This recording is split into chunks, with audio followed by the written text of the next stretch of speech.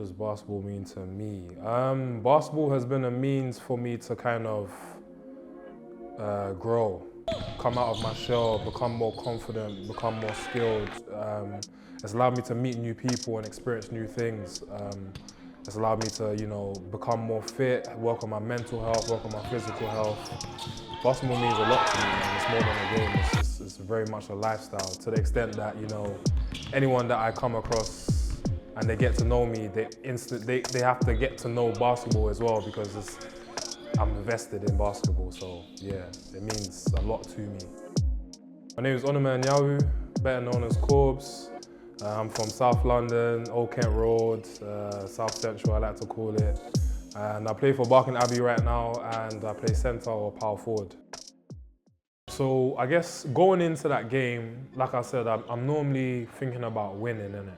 But actually going into that game and going into other preseason games, that wasn't my major priority. Like, my major priority in those games was understanding how each of my teammates play, understanding where they're going to be, understanding the plays that the coach has implemented, and just trying to build that chemistry and cohesion with each other. So obviously, me being the oldest on the team, I'm the oldest of the team at 28, I'm also letting them understand the sort of leadership and authoritative vibe that I'm going to bring to the team. So I definitely feel like in that preseason game, it was more so about understanding how we could be successful as a team, and realizing the weapons that we have at our arsenal. So yeah.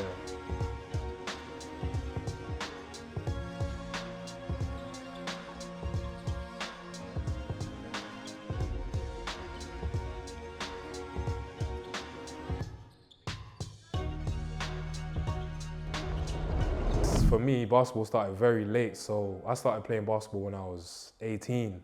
Prior to that, I think obviously there were people playing basketball in my secondary school, but I never really had any affinity to it. But yeah, I think the earliest memories is probably when I was 18, when I went to Freshers Fair. My coach, Coach Donny, he spotted me in the Freshers Fair. He's like, yo, you have to come to the practice. University is a good opportunity to kind of change yourself, find yourself. So I said, cool, let me try this out. And the rest is history, man. Yeah, so I guess after that Freshers Fair, he told me the training schedule, and he told me to pull up here and there. So I was like, okay, cool. So I pulled up, and they were practicing. So I think someone threw the ball to me, and I picked it up, and then I threw it back. But I just watched the session, and I didn't get involved. And then after, one of the guys that threw the ball to me was like, yeah, man, I had to test to see if you had the natural abilities. And the way you passed the ball, it was clear that you needed some work to do. So I was like, damn. But yeah, I feel like it was a good environment for me, because I had a good relationship with the older guys that were on the team. So I was able to kind of just gel and get that chemistry with the team. But at the same time, I had to literally learn the game of basketball, learn about the rules. It's like my first time actually, holding a basketball and knowing that I have to dribble, knowing that I have to shoot. First time being coached for any sport. I did martial arts, but that's not really getting coached, just kind of being taught. So yeah, there's a lot of teaching points that I learned at that age that I wish I had learned when I was a bit younger, but everything happens for a reason.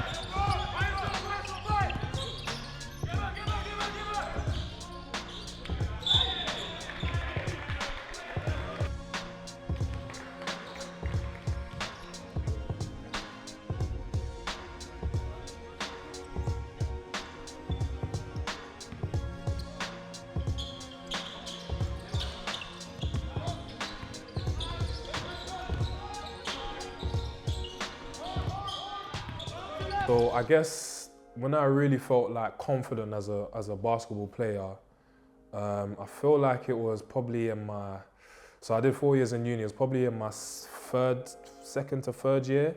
They brought a new coach in, Keith Pringle, and he just saw the potential in me, and he saw my work ethic, and he put time and effort into me to the extent that like during the summer, he would shout me, come Walthamstow, come work out with some high level guys, work on your game, work on my shooting. So I remember one summer, like I was there like consistently, like 3 times a week, working out with him, doing handle stuff, doing shooting stuff, like. And then when I came back to the season the next year, it was a wrap. Like I was a completely different player. Like I was making mid-range shots, I was making layups. Like I was more of a leader on the team because I had more confidence in myself. But at the same time, it's hard to say that I was a confident basketball player because throughout my 3 years or 4 years playing at that university Bucks level, we didn't win any games for like 2 seasons. So that was having like a really detrimental effect on my mentality, on my work ethic, not on my work ethic, but you know, when you're putting in the work and you're not getting the results, it's like, what am I doing this for? So imagine that 2 whole seasons of just losing, like not even winning a game, like it was crazy. Like, so when I did win my first game, like it was like, raw, like, okay, so we can actually do this. And I don't know, man, it wasn't the best environment for me in terms of growth because even though I was still new to the game, I was still kind of one of the best on the team in terms of athleticism, in terms of skill level. So that's not the right environment. That wasn't the best environment for me to grow and grow in confidence, but I made the most of it.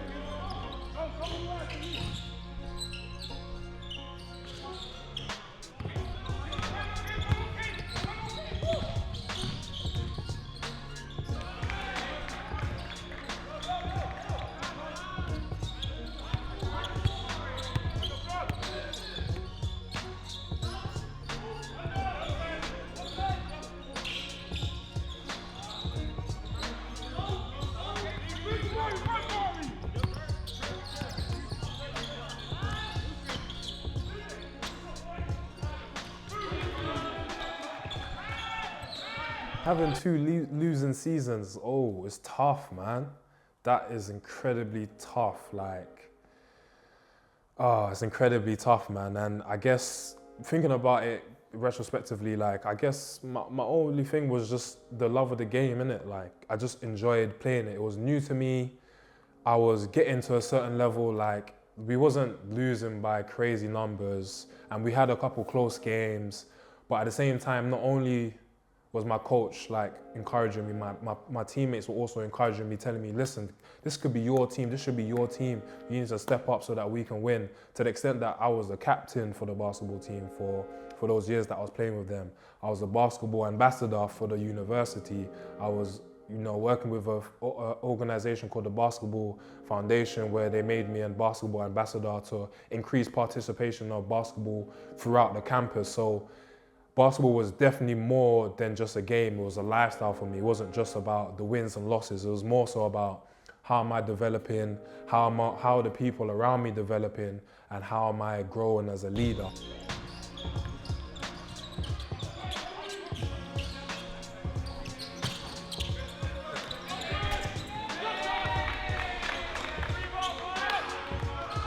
I was playing for the uni team on the Wednesday, and then on the Saturday I was playing for Chelmsford Lions, which was a National League team. And that was my first introduction to National League. Like, I didn't know what was going on. I was just like, okay, cool. Like, they want me on the team, let's go. I didn't get much minutes, but it was a great experience for me because they won that season. They won the league that season. So it was very important for me to see how to win. And I really learned how to win from that season because that season of being a rookie on the bench, just because I understood how they would communicate with each other, I understood how they would operate on the court, I understood how each person had their role, I understood how, you know, how to have an effect on the referees to get things to go your way, or how the crowd can have an influence on the game. So it was definitely a big experience for me, learning how to win, and just being able to take opportunities as they came. So that kind of bled into my Bucks season, into the university team season, to the extent that, you know, the sister campus, which is in Cambridge, they were like, yeah, like, we're happy for you to come and play with us and train with us, but the only thing is you would have to kind of drive to Cambridge every time we have practice and drive back. And at the time I didn't have a driver's license, so that was not happening. So I ended up staying in, you know, Chelmsford, which obviously wasn't the best because of his progression. I need to be around, in order to get better, you need to be around better players, but I managed to get that being at Chelmsford Lions. And yeah, having that winning season was really important because I got to see what winning was like.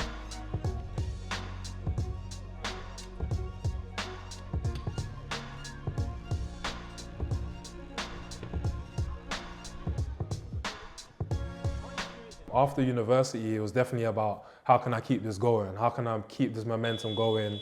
Obviously, you know, university's done. I have the whole of summer, so I'm working out. And in the playoff finals, we played Lewisham Thunder. And at the time, I was living quite close to Lewisham Thunder, so I reached out to the coach and I said, yo, like, is it all right if I can come practice? And from there, it's just been an upward trajectory, really. I mean, from the start of my career, my basketball career, it's always been an upward trajectory, but I feel like that's where I really started to establish like my role as a basketball player, my strengths and weaknesses, understanding that you can't let a coach dictate your emotions. And I feel like that was my second introduction into like a brotherhood. Like that Lewisham Thunder team, when I joined, that was like a real brotherhood. Like we held each other accountable. We were so close. Like playing together was fun. Like we had competition within practice. Like yeah. So definitely after university, it was definitely about how can I keep this basketball career going. I need to be involved in National League. I'm happy to start from the bottom and work my way up. And Lewisham Thunder was the vessel for that. They were the catalyst for that. And I think I was there for a year or two. I think it was maybe 2 years.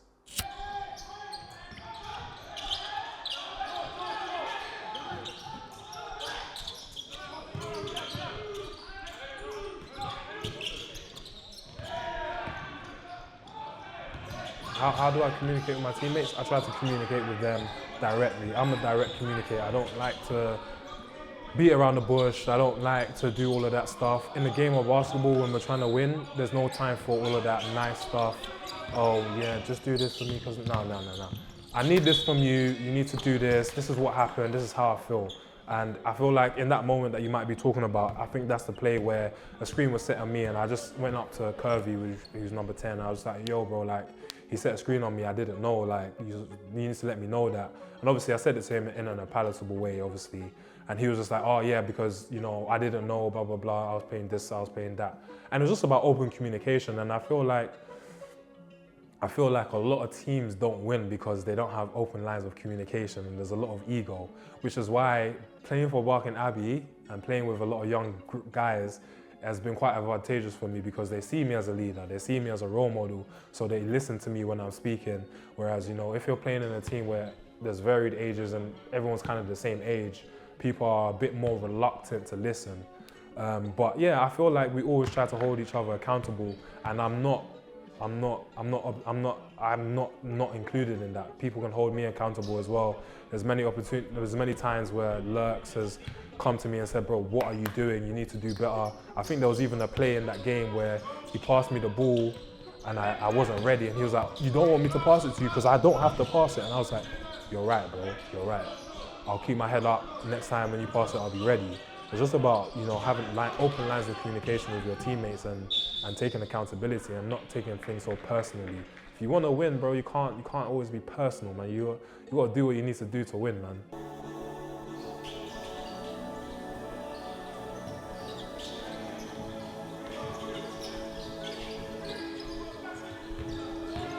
Yeah, so I got a big dunk in the game. It was obviously they were doing a press trap. So I just happened to be running the lane. My teammate found me and I dunked the ball pretty ferociously. But you know, I don't actually react, man. Whenever I score or if I get a big dunk, if it's not like a poster or a contact dunk, I don't really react because that's not the end of the game for me. Like, okay, cool, it was a big moment in the game, but did we win? Did we lose? Like, I could score 59 points, but if we lost, then it doesn't mean nothing to me. I'm all about winning. So in those moments, I know that the dunk will invigorate the whole team, invigorate the crowd. So for them, it's great. But for me personally, it's not something special because I can do it. But I can understand that it gives a lot of people energy and stuff like that. But as you see, if you see the footage, like, I didn't really react. I just went straight back onto defense. I was looking for my man.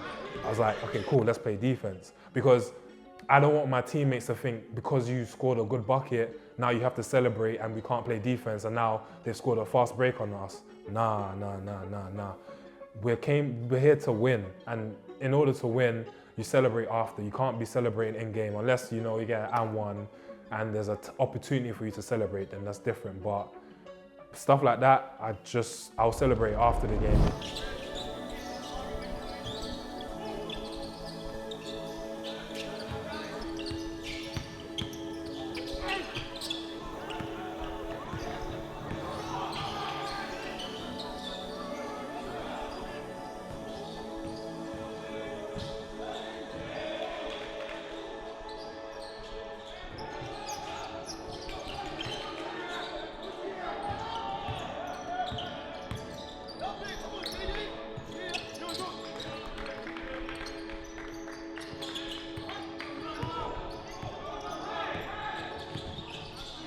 I never go into any environment in the past and see myself as the best player because I've always been on the down foot. I've always had to work harder to get to where I am, and I always feel like I'm not anywhere. I always feel like I have more to go. I definitely feel like in Lewisham Thunder, I didn't have to be so much of a leader, which allowed me to focus more on understanding plays, understanding referees, understanding different little aspects of the game that will take me further, understanding positioning, understanding how to go against bigger guards, understanding how to be a focal point in the defense. And I feel like Lewisham Thunder, they really did put time and effort into me because, they were very specific in the way that they were training. They would have bigs training in a certain way, they'll have guards training in a certain way, then we'd all come together and train in a certain way. So I definitely feel like I wasn't at my best version because I don't feel like I was a winner at that time. But I definitely feel like I was at my most challenged mentally and physically. Like, that was my most challenging experience because I guess it was a bit of imposter syndrome. Like, I didn't feel like I was meant to be there. Everyone else had been playing there for years. Everyone else knew the system. Everyone else knew each other. Like, even me doing this interview now, people don't know me because I'm new to the basketball community, having started at 18, whereas everyone else has started 13, 15. So they've had that time to integrate and get to know each other. So now when I go into an environment as a winner, because I know what it takes to win and I've won a lot of things. So now when I walk into certain rooms, or certain teams or certain environments or certain courts, I'm like, I have my own self-confidence now. I don't have that imposter syndrome, but I definitely feel like in that moment at Lewisham Thunder, it was definitely a bit of imposter syndrome and just trying to work hard and prove myself to myself and to everyone else, really.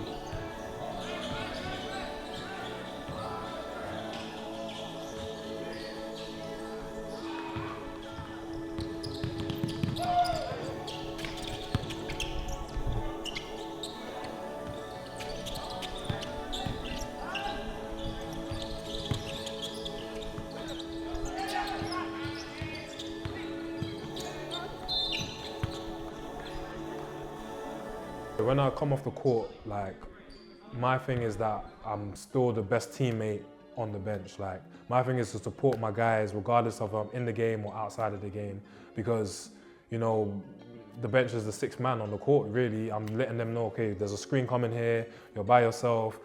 And I feel like being part of the bench is a good place. It's not the best place to be, but it's a good place to see the game from a different perspective and understand how the coach might see the game, or understand, or be able to talk to players that are a bit more emotional and bring them down to a level so that they can have a level head to be able to go back into the game, or to be able to have a communication with coach, for the coach to say, to instill that trust in them, for them to go back into the court. So I wasn't, in the preseason game, I wasn't upset about the minutes or anything like that.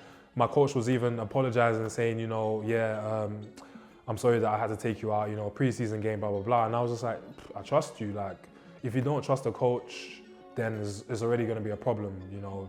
So it's just about buying into the system and trusting the coach.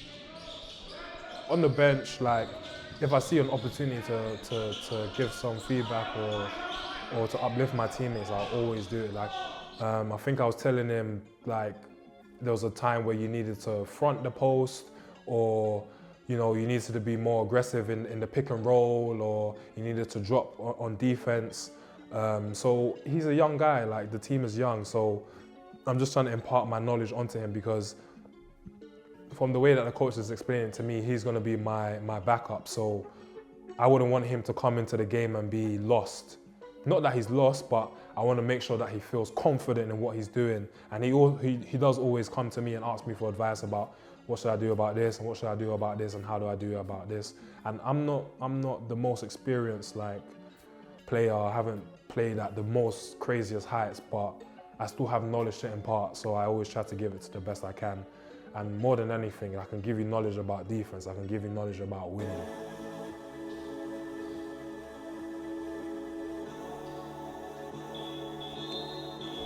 When did I feel like I belonged? Or when did I feel like I wasn't an imposter anymore? It's really difficult, because in all the teams that I've been at, like, I've always played a center. I've always been the 5 or 4. Aside from Lewisham Thunder, like, all the teams after that, like, playing the role of a center is very selfless. Like, you rebound the ball, you set screens, you run the floor, you hustle hard. So it's always been a thing where I'm always, like, second fiddle. It's always like I'm doing all the hard work, but I don't get the credit. I don't get the acknowledgement. So I've never really felt like, yeah, I can hang, because I've never really been given the opportunity to kind of excel at the things that I want to do. So I've never had the opportunity to play the power forward and shoot the mid-range that I've been working, or go to the rim. So I feel like I've been able to build, so I feel like actually in the last couple of years, I've been able to build that confidence and say that, yeah, I'm him, because I played a lot of summer league. And in summer league, there's no coaching. Most of the time, maybe I'm coaching, or I'm the captain, and I'm taking players, I'm taking my players to the next level. We're winning games because I'm saying, okay, guys, let's do this, let's do this, let's do this. And that's really allowed me to have the confidence in myself to say, okay, cool. Not only do I have the physical capabilities, I have the IQ, I have the knowledge, I can also relate to other people, I can manage players' emotions, I can manage players' egos, I can handle, you know, managing people's minutes. And not to say that I have any aspirations to be a coach, but to be a good leader, you know, you have to know how to manage people. And I feel like my confidence in basketball has come from my leadership. And in certain environments, I haven't had the opportunity to be a leader. But when I do have the opportunity to be a leader, that's when I feel like less of an imposter.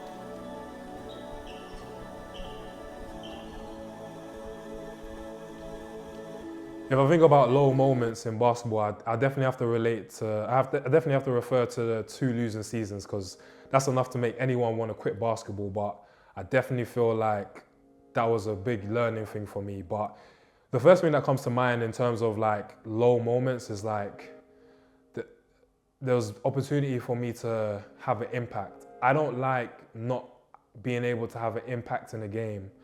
And I feel like playing for my team last season, there was a game where I felt like I could have had more impact, but I wasn't given the opportunity.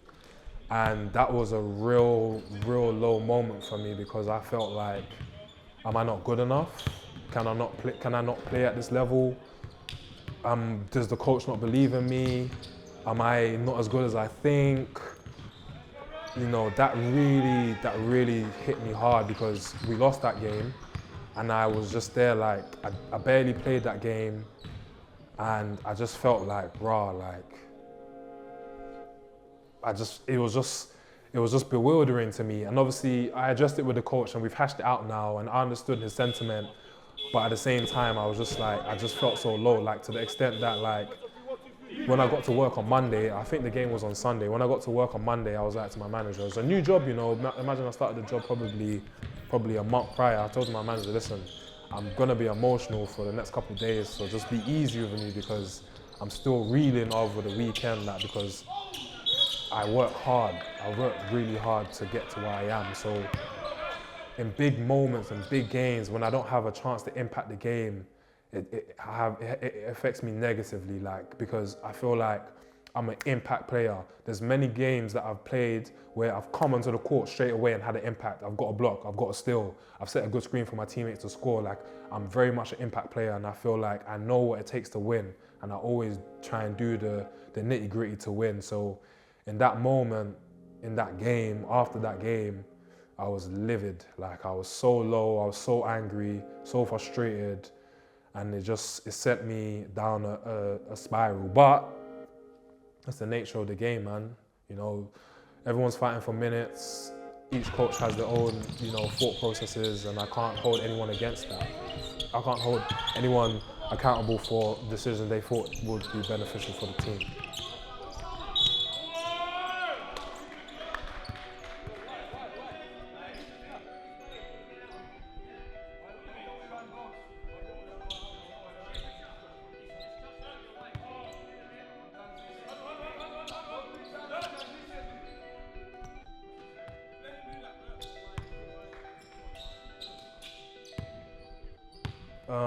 What was I saying in that huddle after a foul play? I was probably, because it was the third quarter, early in the third quarter, I was probably telling them, yo, let's keep this energy, let's keep this momentum going because we was in a good flow. Offensively, we was flowing and we was allowing our defense to dictate our offense, like it wasn't the opposite. So I was definitely telling them, listen, as soon as the ball goes in, make sure we tag our mans, make sure that when we get down the court, we'll figure it out then.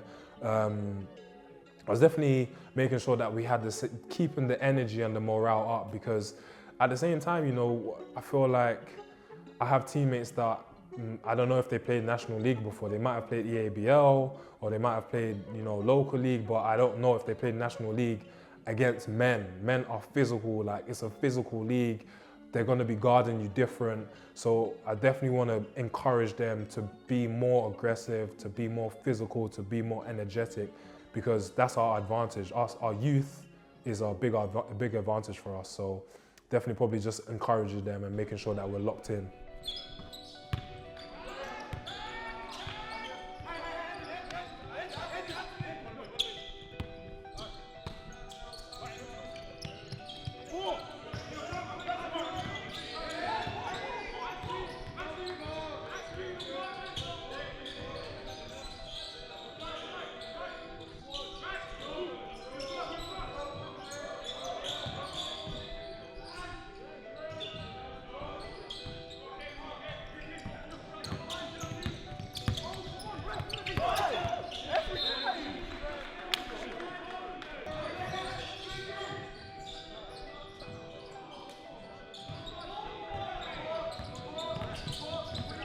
Kirby brought the ball down the court, and I just happened to be open. I was open on the mid-range, and I actually hesitated.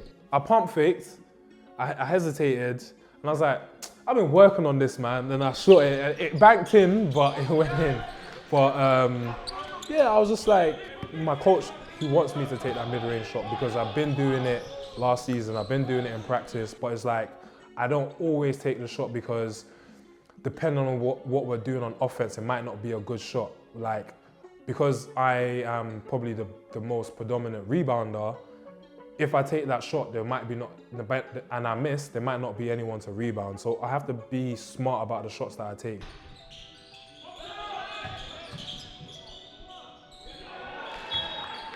I think, how does the big defensive play affect me? I feel like, for me, if I get a good block, it's more invigorating than a dunk, like, because with a block, and no foul, oh, that's a big one. I feel like I got 2 blocks in that preseason game. One was someone tried to throw a jump shot and I blocked that. And then another guy tried to dunk the ball and I blocked it. And that was a big play because I think I was kind of late, but I feel like in the previous preseason game, I tried to do that and the guy actually dunked on me. But I feel like it's evidence that, like, if you fail, try again. Like, just keep trying till you succeed. And I just feel like it makes the team scared. It makes the opposing team scared to go into the paint or to do certain things because I'm there. So that's why I find it more invigorating than a dunk, because it scares the whole team. A block will scare a whole team to be like, oh, I need to hesitate when I'm going to the paint now because he's there, I might get blocked or da-da-da. Whereas a dunk is like, it's an offensive play. So I'm definitely, defense is a big thing for me, and I feel like I had some people on the sideline that were turning me up as well. So that was a good one for me, man. Those good blocks.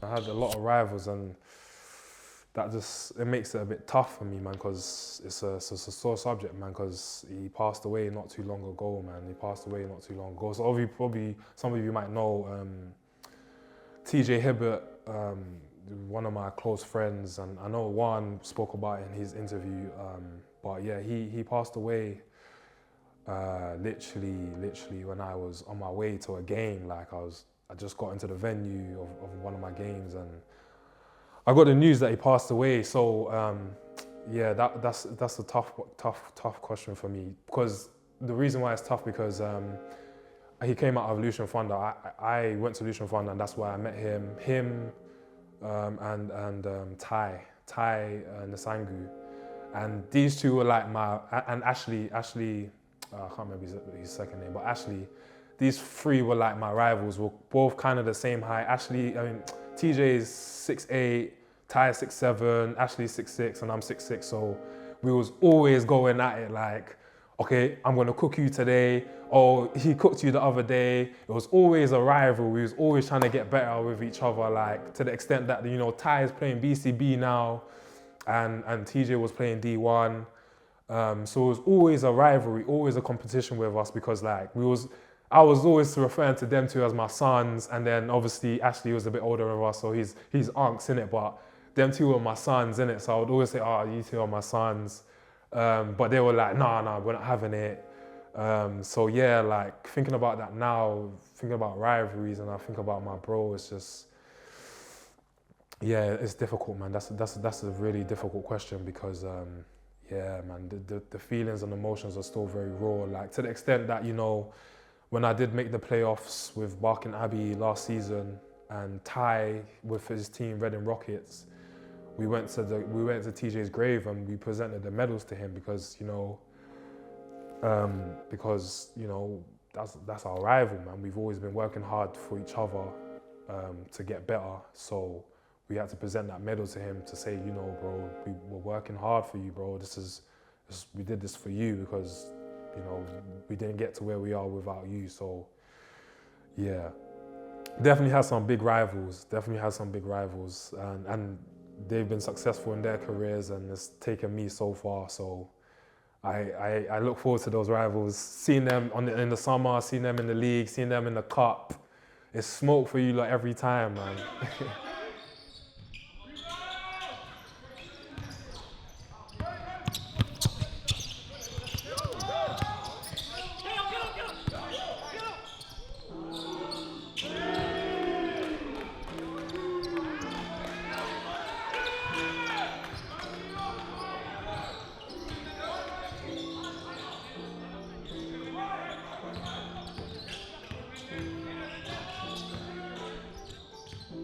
What's it like when one of my teammates are going off? It's encouraging, it's invigorating, man. It's energizing. Like, it makes you wanna, it makes, for me personally anyway, it makes me wanna set more screens so they can get open, so they can get better shots, easier shots. Like, if you can't celebrate your teammates, then why are you there? Like, if you don't have any affinity or any chemistry with your teammates, then why are you there? Like, if you don't want to see your teammates excel, then why are you there? Like, are you there for your own selfish reasons? Like, I don't know, man. Everyone's a bit different. But obviously, we have a culture at Barking Abbey, innit? And part of that culture is, you're on the bench, but you're not on the bench. You're on the court, but you're on the bench. You know what I mean? You're supporting your teammates from the bench. And when I joined Barking Abbey last season, there was an agreement in place that, I'll be playing 10 to 15 minutes. I'm subbing, I'm the second string for seven footer. So yeah, that was my role. But at the same time, I told him that, listen, even though I'm on the bench, I'm still a great teammate. I'll still uplift you from the bench. I'll still be able to talk to my teammates on the bench and get them into the right mind frame. Like, there's so many times you go to a court and you see some of the opposing team or even your team on the bench, and some people are sulking, some people are just there bored. Like, that's not how you build an organization. That's not how you build a community. That's not how you win. If everyone's not locked in, then it's not going to be advantageous for anyone. So I'm definitely for supporting my teammates, regardless if I'm on the court or off the court. I'm definitely for seeing my teammates excel. I'm definitely for seeing my teammates go crazy, man, because it's fun to watch, because I know that it's going to have a good result for us. That the more we win, the more opportunities that come my way, come their way. It's a hand-in-hand thing.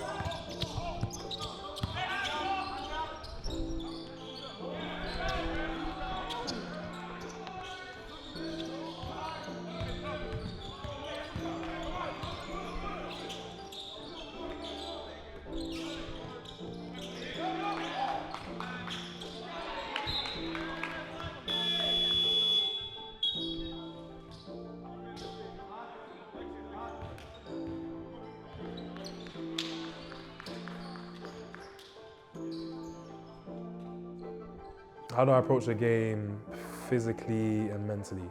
So mentally, my ethos is always to win, man. Like, regardless of how many players we have, circumstance,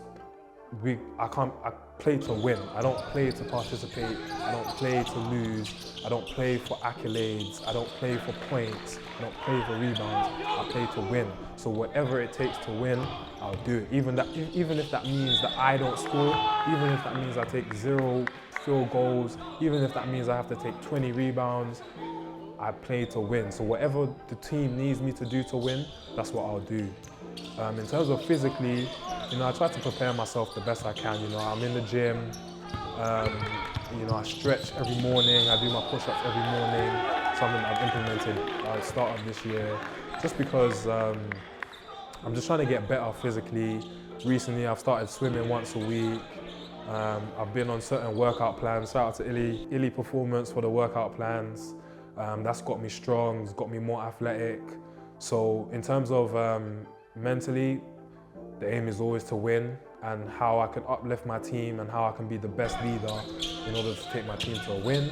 In terms of physically, just being ready for a physical battle, being ready for the endurance that it takes to go up and down the court, and potential for the game to go overtime, or potential for to be ready to come off the bench or to be ready to start, man. So yeah, that's how I prepare for games physically and mentally, man.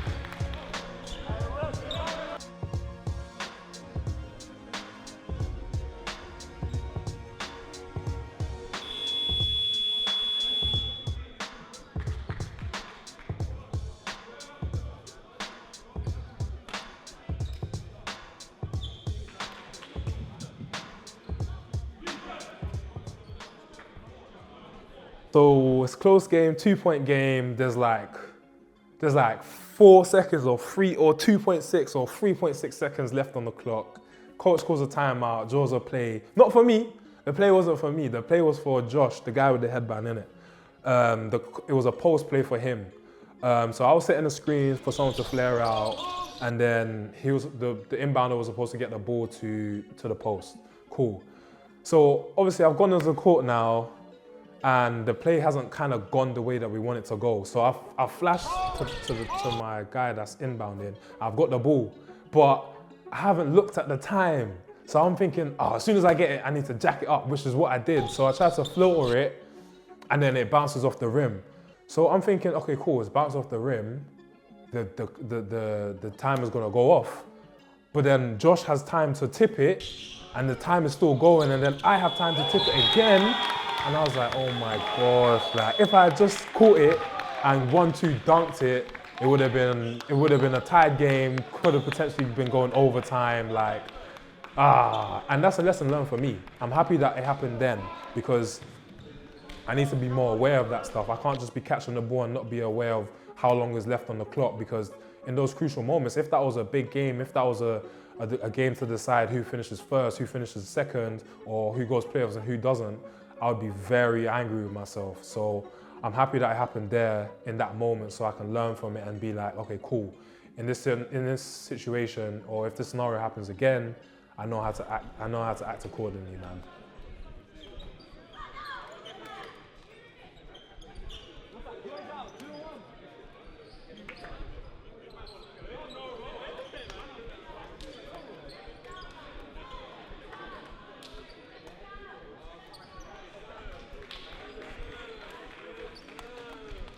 Where do I want to go? So I feel like, yeah, I'm a bit older now, so I don't feel like I'll be able to go abroad that much unless I really put my effort into it. But I don't know if they're gonna pay me financially. I got a pretty good job.